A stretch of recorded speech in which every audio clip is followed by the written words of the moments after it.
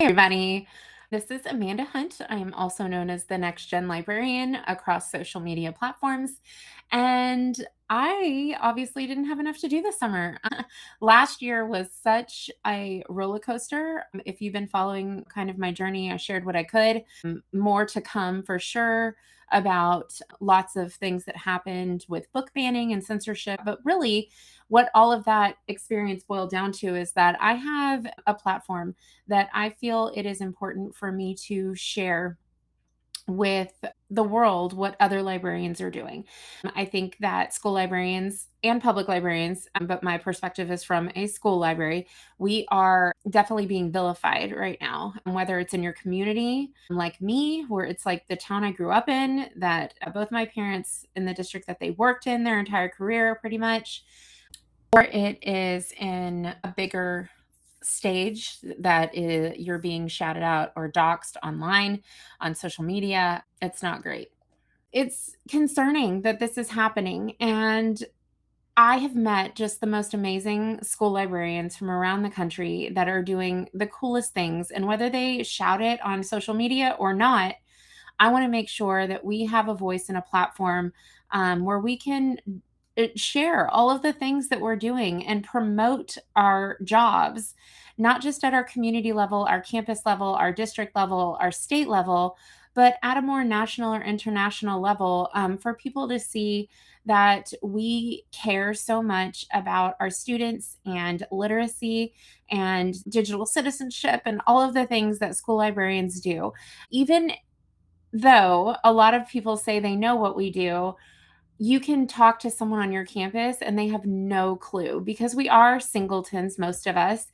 And so no one really gets all the back end things that we're doing. Or if we're sitting at our computer, we could be doing a multitude of things from, weeding, inventory, collection development. The possibilities are endless of what librarians do on a day-to-day basis that changes constantly, in addition to teaching classes. I think another thing that kind of spurred me to do this podcast was that in Texas this summer, they passed a lot of bills, a lot that were harmful to education and our students, particularly.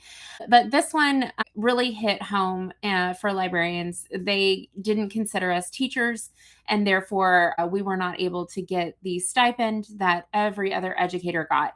And this went all the way to our elementary teachers that are in the rotation. And so they were getting paid less than the teacher across the hall that taught art or PE because of legislation.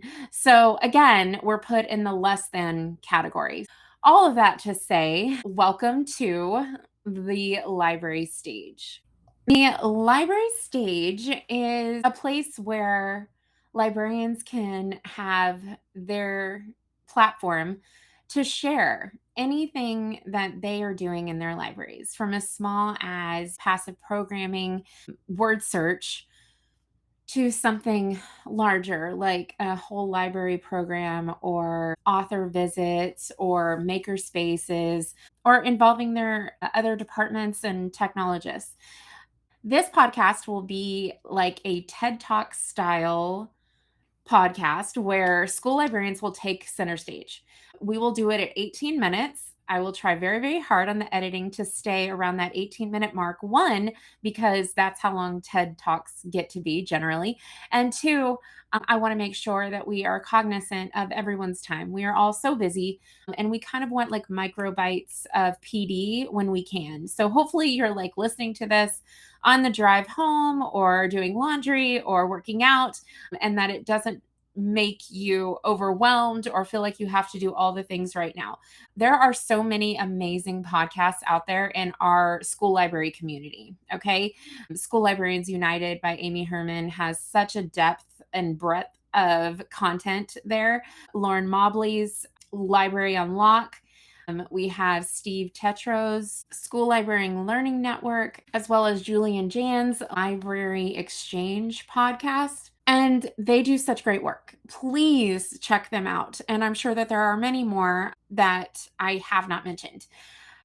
Please do not think that I'm reinventing the wheel with this. I am so grateful to all of the other podcasts that are out there. For me, I felt like the only gap was being able to talk to librarians and offer PD in very short spurts to where it doesn't take up too much of your time, and hopefully the outcome can be a little bit of a low lift for you, but also give you ideas you can take back and use in the library immediately. So I will be wanting guests. Obviously, this time it's the first one. I am just by myself. Do not get used to always seeing this gorgeousness. My guests have the option to do it without camera. I am looking for any and every school librarian. I don't care how many followers you have. I don't care if you're not on social media at all. I don't care if it's your first year or your 25th year, or if you have never ever done anything like this before. I think all of our voices together make us stronger and make us more of a cohesive group of school librarians that are telling it like it is and sharing. So please contact me. I'm going to put the information on how you can sign up to be a guest in the show notes, and you can find it on my website, thenextgenlibrarian.com. A little bit more about the podcast for those of you thinking of joining. I try to make it like the lowest lift possible. I want you to just pick one idea, no matter how big or small. It can be a program, a strategy, an approach, something you're genuinely proud of, maybe a hot take you want to share. I think that a good rule of thumb is, what do other librarians come to you for and be like, what was that you did last week for Thanksgiving? Or I really loved that read aloud that you did that tied in with Red Ribbon Week, or whatever it is that you're doing. And like I said, it can be anything. I have three pillars that the ideas, programming, all of those things can fall under. We have literacy, Edtech, and discovery. So kind of like lead talk instead of TED talk. And so obviously those are going to run the gamut of all the ideas that are out there, but definitely please surprise me if there's something that doesn't fall under those three pillars.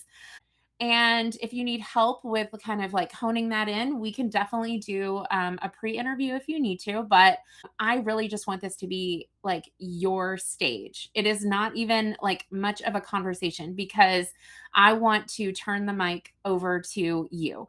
Like, I will introduce you and hype you up and the audience, but basically, you will be on the main stage for 10 to 12 minutes, kind of sharing your idea like a TED Talk. Please tell me like the backstory, if there is any, how it works, your trials and tribulations, the outcomes, what surprised you, and just kind of how another librarian could adopt this type of program in their library, or how they could share that idea with other librarians that it would work better for. And then we'll do a curtain call. Okay. Now, your curtain call is going to be three. So, just like we have three pillars, I have three things I want you to share towards the end. And that can be a book you're recommending right now, a tool you're loving, and that can be digital, virtual, physical, it can be anything like that. Or a steal this idea another librarian could try tomorrow. And that can be what you presented on. That's fine.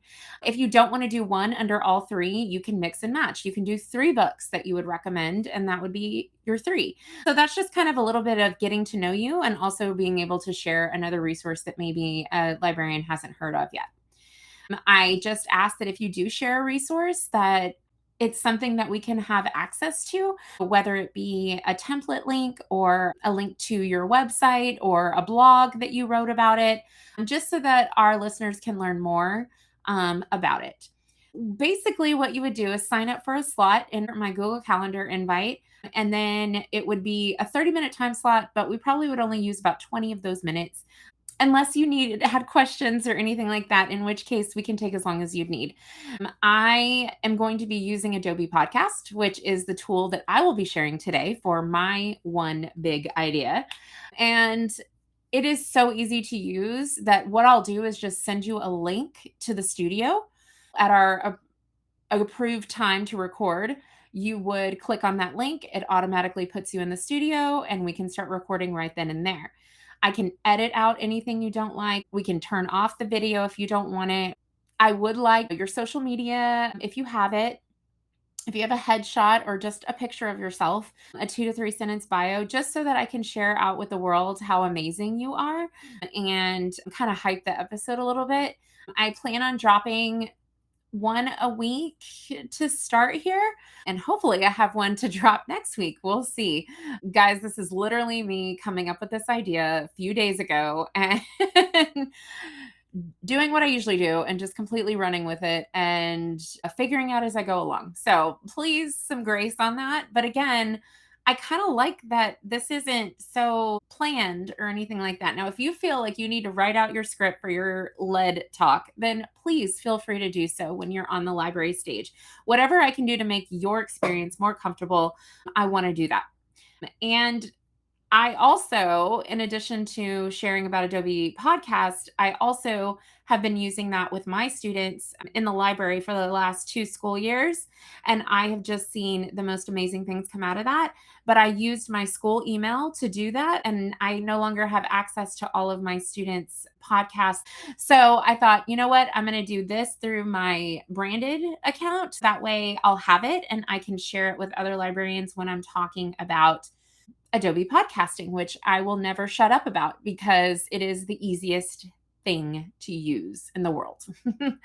Okay, so let's talk about Adobe Podcast. It is podcast.adobe.com, or you can log into Adobe Express and you will see the tile on the main grid under Create. It takes you into a studio. The studio is just like basically a white screen that has 3 buttons at the top: record, edit, and export. But when my students get in the studio, when we were using podcasting, it didn't have the video feature. I think a lot of that has to do with how people are doing podcasts now by like recording themselves doing it. But as you can see, I have no mic, I have no headphones. I am sitting in my home library slash office recording this right now because Adobe Podcast allows you to edit out any ambient noise. So if you are unable to find a quietish space or have earbuds or headphones or anything like that, totally fine. I can edit out all that background noise. If you in like a busy home or you have to do this podcast when you're out in public. And then once I finish recording and I hit that stop button, I can go to the edit at the top and it'll have the transcript of everything that we said. It'll have your name when you're talking, because what you did to get into the studio is you clicked on that link and you signed in with your single sign on. We use Google in my previous district and then going into my new district. And it's totally free, will always be free. Adobe Express as well, because it is their nonprofit sector of Adobe for education, and they want to make sure that creativity is equitable for all students, which is why I believe in them so much and why I share so much about what they do. And I honestly feel like it's the best kept secret in education. I will probably continue to also post about Adobe Aqua, which is brand new, also free. You don't even need to log in for that one. You can just go to the website, aqua.adobe.com, and you can start playing and creating, coloring. There's stress-free games. It can go all the way up to more advanced coloring pages. You can learn about different artists. You can partner with your art department and really get into the creativity that that app has to offer. I'm a huge supporter of Adobe Express, Adobe Podcast, and Adobe Aqua. I've seen the effect it has on our students. Once I'm in the edit and I can see the transcript, I can then click on any words, any pauses, any breaks, and I just hit the delete button. And that's as easy as it can be. I've done podcasting with as young as first graders. I was able to throw it at my middle schoolers when I did not have time to learn how to set up our podcast studio, which it turns out you don't even need a studio because you just need your voice and a device. And then once you hit export, you have some options. You can export as an MP3 file, which is what I would need to upload on Spotify or Pandora, Apple Podcasts, or you can do a video option, or you can do an audiogram if you need an MP4 file, which is the video which we used when we were uploading to YouTube. Just know that those are options, and the audiogram is great because it has the transcript and on the screen instead of like my face for the video, and you can choose different backgrounds, and you also can create a podcast cover in Adobe Express. It's 3000 by 3000 pixels, and it just makes it so easy and seamless for me to download these and then upload them to whatever platform you want to use. If you're using this with students, you could use it for your morning announcements. You could use it for weekly updates.